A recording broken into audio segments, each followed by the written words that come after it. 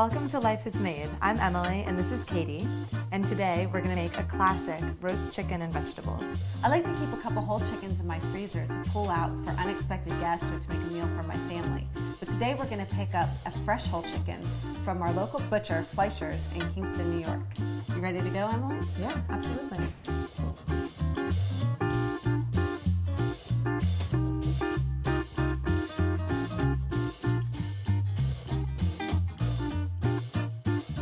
We're here to buy our chicken at Fleisher's in Kingston, New York. Fleischer specializes in antibiotic-free, hormone-free, locally sourced meats. All right, let's go buy our chicken. Okay. Hey Brian, how's it going? Hey, how are you guys today? We're good. We're gonna buy a whole chicken from you today. Do you have a 3.5-pound chicken? Got one right around that size. Okay, great. And where do you get these chickens from? So these chickens come from a national producer, Coleman. It's based out of Pennsylvania. The one product in our shop that it's certified organic. Everything else we get locally.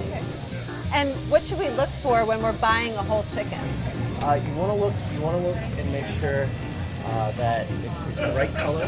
So you've got kind of this pinkish cream color on the skin. You want to make sure that it's not tacky or slimy or anything like that. You want to make sure it smells right.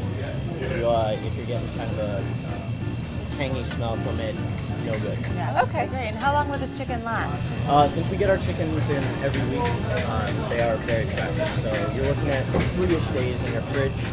And if you want to freeze this guy, probably 2 or 3 months in your freezer, just like this. Oh, that's awesome. Well, thank you so much. We really appreciate it. Absolutely. So I've preheated the oven to 450 degrees. The reason that I set it to such a high temperature is because we're going to be roasting our chicken in a cast iron pan today. Roasting a chicken in a cast iron pan requires a high cooking temperature but a really short amount of time, which is great. We're going to stick the cast iron pan in the oven for 450 degrees for 15 minutes. It's important to have your rack as low as you can possibly have it, just so that you get as much heat as you can from the bottom of the oven there. Now it's time to start preparing our chicken. So you guys were there with us today when we went to Fleischer's and picked this baby up. It's a little over 3-pound guy. He's completely adorable, as you can see. Now the first thing you want to do is rinse your bird. It turns out there's no actual scientific reason for doing this. It's just kind of how we learned, and it's what we continue to do. It seems nice to sort of get some of the slime off, although this one's really not slimy at all.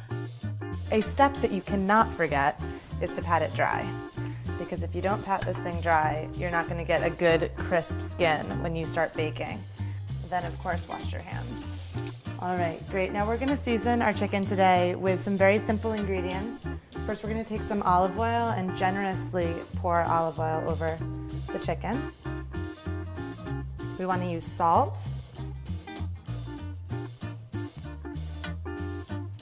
pepper,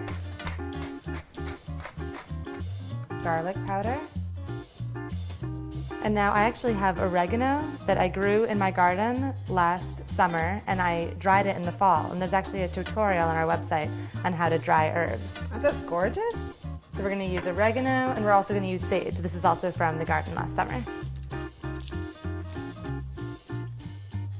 And paprika for some color and a little bit of flavor. Using my hands to flip it over. So I can wash them again. It's also nice to be able to kind of like really get that olive oil on there. All right. All right, it's the same thing on the other side. Salt, pepper. Well, after about 15 minutes, your cast iron skillet should be nice and hot. So take it out. This is one of my favorite parts. I love the sizzle that it makes. Ready? And, oh yeah, that's nice, right? Now don't just grab the pan again and put it back in the oven. I've made that mistake Yeah, before. I totally have done that before. It's like, yeah, it's been out for 1 second. I'm sure it's cool. Okay, now back in the oven for about an hour. Check it after 50 minutes, but it should take close to an hour. So I guess it's time to probably prepare the vegetables. Yeah, let's All do right, it. let's do it. We like to keep our root vegetables in a root vegetable cabinet, which keeps them cool and dry, and they can last for several months. My husband and I made this cabinet actually ourselves, and you can get directions for making it on our website. The first thing we're going to do is prepare our carrots. It's up to you whether you'd like to just scrub the carrots or go ahead and peel them. I've peeled these carrots and cut the tops off, and now I'm going to put them onto a baking sheet. I'll drizzle a little bit of olive oil on top, sprinkle a bit of salt, and then you can just shake them around to get them nice and evenly coated. And then we're just going to set those aside. Then we're going to get a bowl and put potatoes cut into 1-inch squares. I've used red potatoes, but you can use Yukon Gold or russet potatoes, whatever you prefer. You can also add sweet potato.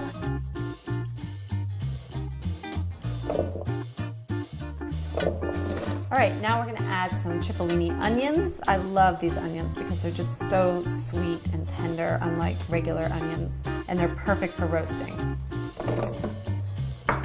I've also peeled garlic cloves. I use the whole bulb.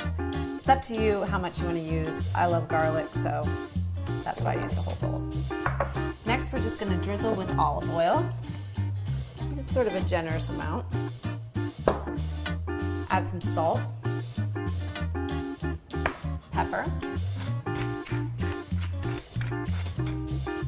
and some rosemary. I like to chop up my rosemary first, but some people like to leave it whole, so it's sort of up to you. I like to chop it because it releases some of the flavor. Whenever you chop herbs, it allows some of that flavor to come out. Yeah, it kind of releases the oils a little bit. Right. You can use your hands or a wooden spoon. I like using my hands. Just kind of toss everything about. Get it. Rosemary smells so good. It does, doesn't it? Yeah. Just get all the vegetables nice and evenly coated with the olive oil and the herbs. And we're going to put the carrots in first for 15 minutes. Do you mind doing that, Emily? No problem. The reason we put the carrots in first is that they require a little bit more cooking time, and that way they'll be tender with the other vegetables at the same time.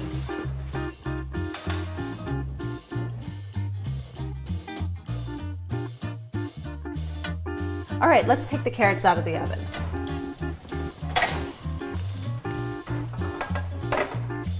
Now we're going to add our vegetables to the pan.